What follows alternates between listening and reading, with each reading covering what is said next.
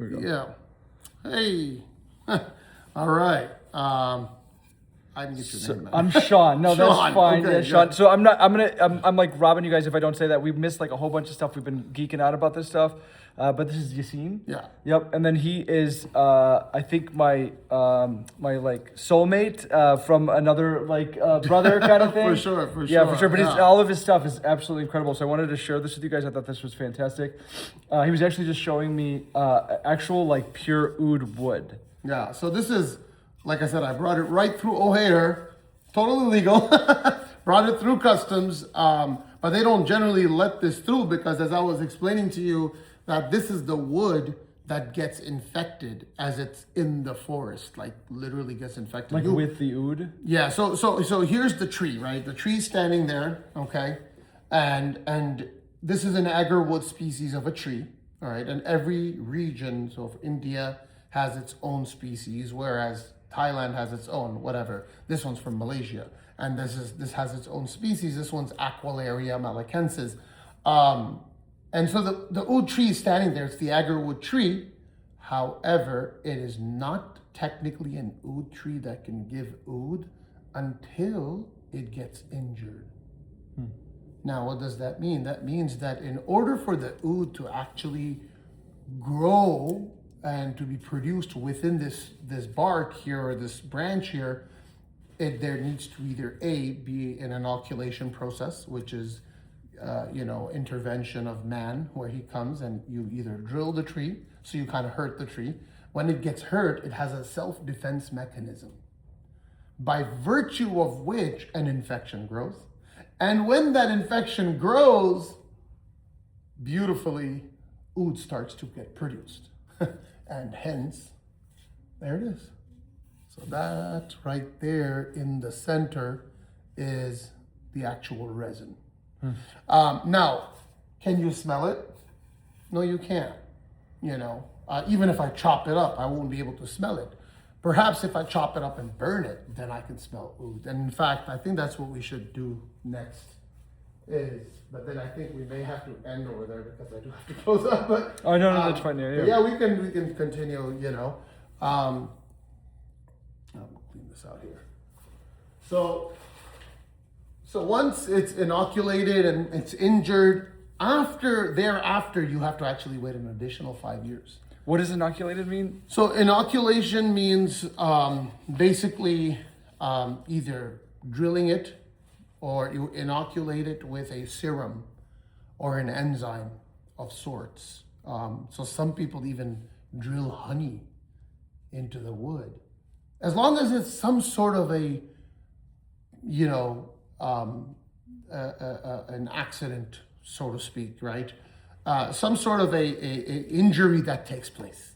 Does it have to be just this particular wood, or this is? Yeah, it has to be that species of wood. It cannot just be any tree. So this is oud wood? Like this is actually This is the actual branch of a tree that is from the species of the Aquilaria malacensis, and it's called the agar-wood tree. They are rare. They're not as, readily just growing. Well, for one, they don't grow here in the U.S. Although in California, they did start to grow sandalwood trees because they do have a little bit of a tropical climate there. So that's interesting. But so just to kind of fast forward a bit, is that they would, so once it's inoculated, then you have to wait an additional 5 to 10 years. So it's a lot of patience, a lot of time, and then finally you chop this tree down. Now, once you chop this tree down, you have to collect about 20 kilos of this wood in order to produce about 24 grams almost. This is pure oud wood, or oud oil. How many pounds would kilos be? So pounds, I don't know, about 30, close to 30 pounds. So how many of those sticks would you need to get that? Oh, I don't know. I don't know. Yeah, I mean, a lot. I would say, look, I do have a good sense of weight, I guess. Yeah, this is about maybe 3 pounds, if not less, sorry. Yeah, I would say about 1.5 pounds if that. Well, we can weigh it. Look at that. Let's see. Let's give this an interesting. Oh, it went out at 500 grams. So that means this is almost a kilo. And so if this is almost a kilo, you need 20 of these.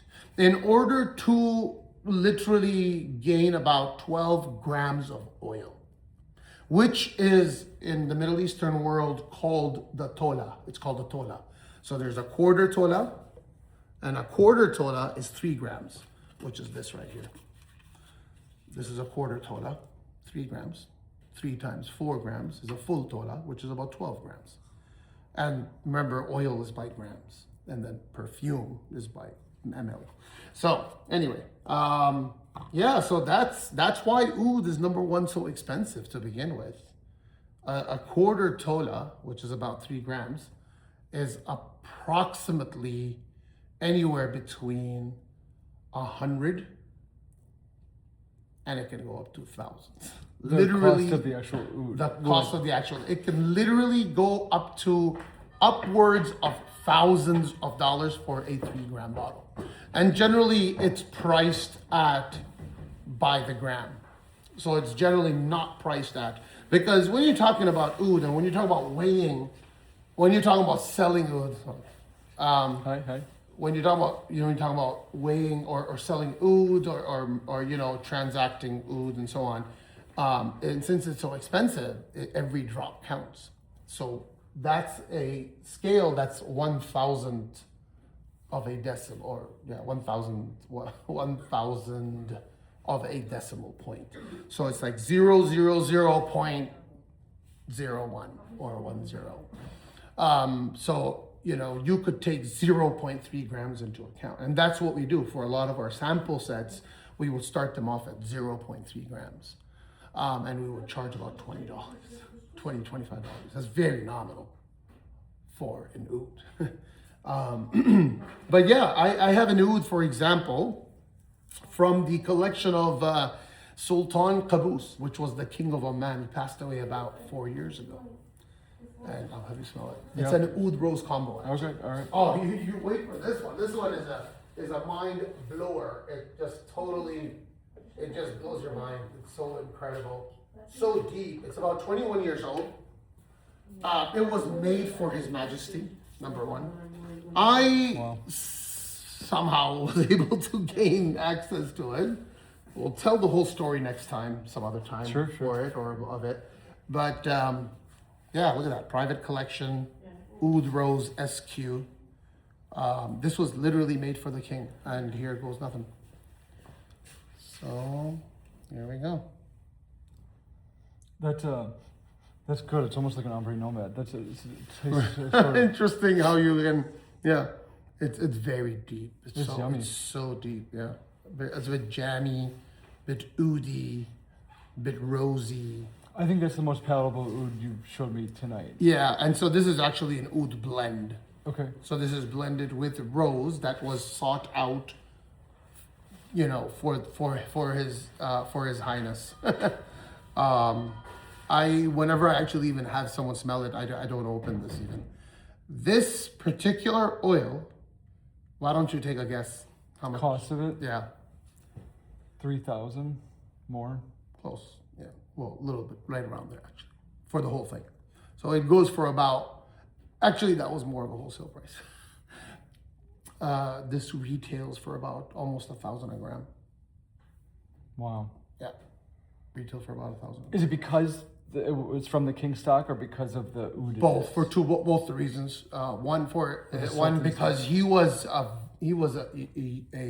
super ultra connoisseur for ouds. He would have ouds made, like entire batches of oud made just for him and his family. And then not to mention the age of it. That has a lot to do with, just like wine. Just like the age of wine has got to do a lot with how expensive the wine's going to be, where it's going to be sold even, where it's going to be kept, and so on. Just like that oud, depending on how old it is, who distilled it, what method of distillation was incorporated.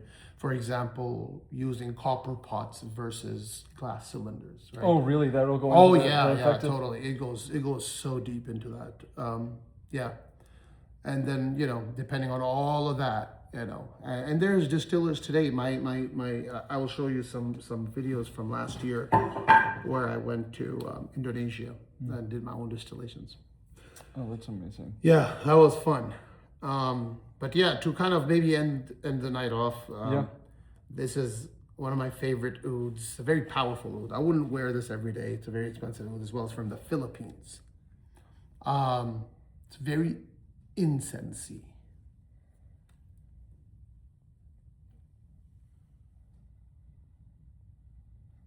I like that. Isn't that amazing? Mm-hmm. So unique, man. Yeah. So like you just kind of immerse yourself into the jungles. When they're doing like the oud colognes, like is there actual like oud in there, or is it synthetically done, or it depends on what it is and how much it is? Yeah, well, I can give you 2 to 3 answers for that. One, I would say 99.9% of what you see here, with the exception of that one all the way up there. It's called Abdus Samad Al Qurashi is a brand. Okay. You wanna, if you want, I want to show. Oh, I want to show them the whole Yeah, shop yeah, before I for leave, sure, and then have you give absolutely. your. I'll show you that at the very end. That's So yeah, with the exception of that one, Al-Qurashi is the royal family. So that particular house of perfume is owned by the family of the Sauds, which is the family of, the inheritors of the inheritance of Saudi, of the kingdom of Saudi. Anyways, so most of their stuff has authentic oud in it, but outside of that one, I don't think anything here has oud in it. Real oud anyway. It has the smell of oud, yes. It has the fragrance of oud. It has the lab created oud, which will mimic it almost, 1-to-1. But no. I mean, it wouldn't be $59.99. yeah, because it's so expensive. Yeah. Right. I mean, ours, they have we vary as well. It's not like the average price is about 59 to 79. On the higher end, like that particular one is what, $249.99. But outside of that one, again, I just had that one piece just in case anybody did, But outside of that, I mean, for the most part, it ranges from 59, 79, which is the average price of, I would say, a little less than a niche perfume, bottle. But very affordable and, but yet very, very good and very long lasting. The stuff is super, man. Yeah. So I came in really late here, guys, and I missed some of this stuff. But Yassine is so amazing. I feel bad that I didn't do the whole thing. But I was like, oh my god, I came in here like Disneyland. I'm gonna show them the shop. What can you tell them just like the information about the shop if they want to, because they need to know about. Absolutely. So we are here in the heart of Villa Park. Yep. Right next to Burlington Coat Factory and Ross. I think a lot of people know where that is. Yep. Also the Sonic. Yep, Villa Park, Illinois. Yeah. Yeah, Villa Park, Illinois. Right. That's right. This is nationwide, or worldwide, so to speak. But yeah, we're in the heart of Villa Park, 226 Roosevelt Road. We're generally open from noon to about 9, except on Mondays. And we have super sales all the time.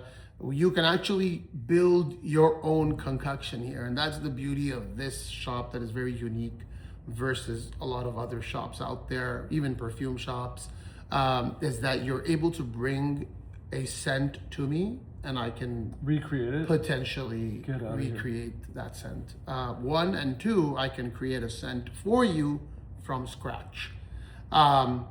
And the most important part for me and to me is that you would have access to 100% naturals. So naturals are important to me. That's one of the reasons why we kind of have this entire space over here versus I call that the wall of shame, sorry. No, that's okay. No, it is what it, I mean, for me. I know. It's yeah, I look at that and I'm like, my intention generally is to get people from there. And a lot of people have been on that journey for a while now. I'm not going to criticize or anything like that. I'm just, there's other options out there. That's all Yeah. I'm saying. And safer options, more qualitative options, options where you can, sustainable, right? Very sustainable. These oils are very sustainable. They don't go bad. You have that bottle of perfume, even though it's my stuff, right? But you have that bottle of perfume sitting on your shelf for more than a couple of years, and all of a sudden it's like, what happened? Really? Oh yeah, this stuff oxidizes almost. How long would you say that they last? Because I think one of the cool things, you guys can't see it, I'm going to show you in a second, but is that he's got all of the stuff that, like the blind buy stuff that you can't get anywhere online, but it's actually smelling it. So here you can actually come in and Well, smell see, that. that's It's the other unique amazing. thing. Yeah, absolutely. Yeah, that's definitely, I've heard this feedback from It's amazing. many. I mean, you don't yeah, understand yeah, how for big of a sure. gym you are. Well, I'm sure you For maybe sure. you do, Yeah. but yeah, it's I mean, amazing. yeah, I'm humbled, but yeah, no, definitely. A lot of people do benefit, and a lot of people have actually, voiced that kind of feedback to me. Is that it's 99% of the time it is a blind buy, and then you're kind of stuck with it, and then you have to go from Facebook page to Facebook, group to kind of be able to sell it or resell it, and a lot of times it just ends up sitting because some of them will not be what you expected. Exactly. And totally contrary to what you want. So what are you gonna do? Like, you're not gonna force yourself to wear a perfume that you don't enjoy, right? Because that kind of defeats the whole purpose of having a perfume, I agree. right? Yeah. But yeah. And I think that's what a lot of people do is that, and I'm finding myself, it's like, you blind buy this because some influencer said, oh my God, this Sure. is great. And that's the hard part about, you're literally selling a smell. You Yeah. can't smell it. So when you do get it, it's like, And the funny thing is, just today I was hearing from, I forget his name, he's very unique, he wears this really interesting mask. I'm sure you'll come across him. But he goes, interestingly enough, all these influencers that review perfumes, none of them review the sample set. They will they will always want you to buy the full bottle. That will potentially disappoint you. And it was a really interesting take, and nobody talks about this. Nobody's literally said that. I mean, I haven't heard it. And so they could easily do sample sets, and a lot of these companies don't even have sample sets. Decants are a way to go. So I'm starting something called, actually I didn't even come up with a name yet, but it was just in my head and it escaped.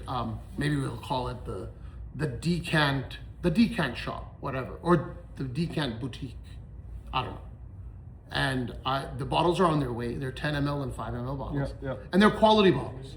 They're not the cheap, ones where the atomizer gives out on you after a bit. And I'll show it to you real quick. It's a really neat one. I actually like it. This is one of them. And then the other one is actually even more neat because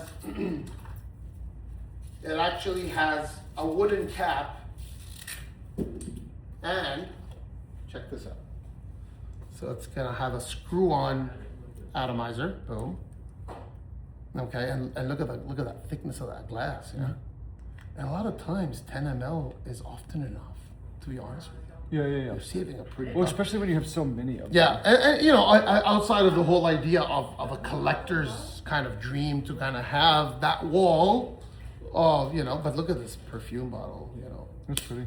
Okay, yeah, that was bound to happen. That was wrong with it. But anyway, they're still pretty, really nice. Yeah. And then you have these guys, So yeah, we'll have these come in, and then you guys can come in and buy decants. Will you sell them online too, like where people? I am. they So want- that was my website guy. Okay, He just walked in. Yeah.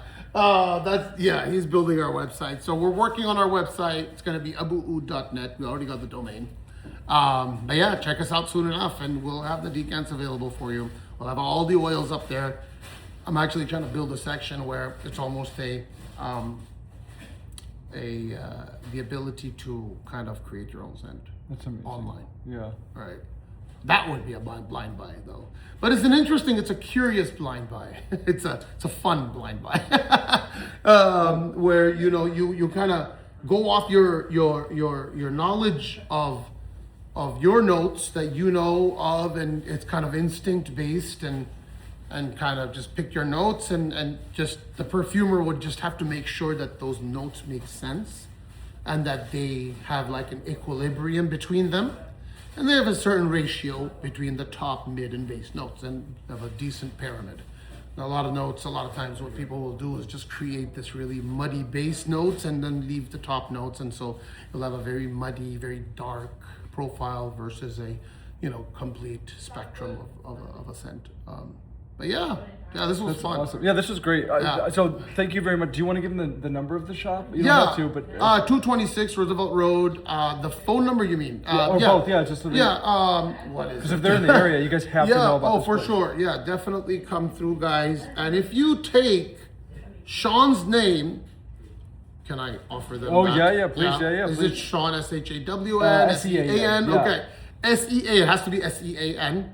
You'll get an additional 5% off. Oh, How heck about yeah. that? I love that. Yeah. And Isn't that awesome? Yeah. That's awesome. Yeah, and then if you got the name of the shop, and then while you're doing that, I want to show them the shop too, just in general. So I don't know if you want to kind of put the phone number later on when you post it. I think I'm gonna take a picture out front and then put that on, if you're okay with that. Yeah. 331-707-3876. Once again, it's 331-707-3876. And then thank you very much for doing that. And just to kind of show you, I mean, this is all like the blind buy stuff that I've been blind buying here. And it's just absolutely amazing, like how much stuff he has here. He has the Latafas. He has the Club de Nuits. He has everything. It's absolutely amazing here. And then even like look at how many oils he has. It's crazy.